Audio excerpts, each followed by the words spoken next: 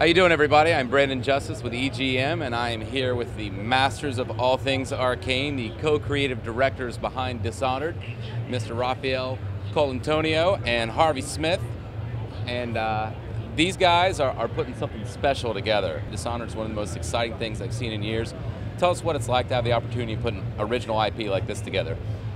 Well, it's super challenging, first of all. Like, every single component of, games are hard to begin with, but here you don't know what the world is, you don't know what the industry is, what the characters are like. It's Dishonored is set in a steampunk city. You play this supernatural assassin named Corvo, and we had to design the world from the ground up. We didn't know how supernatural it would be. We didn't know what kind of history in the world, like if it was back in time or in the future. And so we started somewhere like grounded in London, 1666, during the plague. And then we derived from there. We added some layers of technology, of magic, and so it defined itself over time.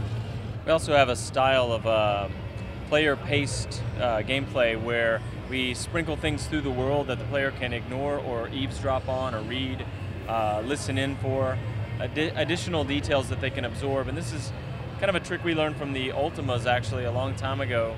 Yeah, so like for example, I remember in the demo running up on some folks that were stuck in a prison cell, and you can opt to help those folks out, use them as a distraction, ignore them completely.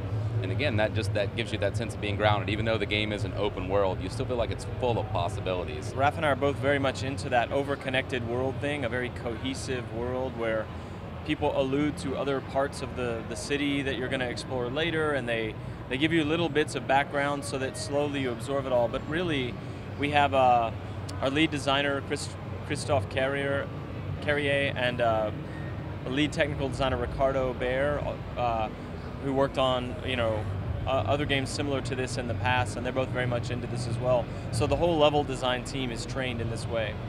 When you talk about the powers, obviously there's been a rise in good superhero games lately. But when I play this game, I have to tell you, it's one of the most empowering experiences that I've seen in this generation. I love the way you guys have worked out teleporting as a mechanic. Obviously taking possession of animals and different people and how creative it is. Why was it so important to provide so many different solutions and so many interesting ways to approach that problem? Dishonored is not a game that plays itself, and I think to be a game, that it has to be interactive. There has to be ways to solve problems creatively. You have to be able to exploit systems. So we love that sort of thing. All right, guys, the game is Dishonored.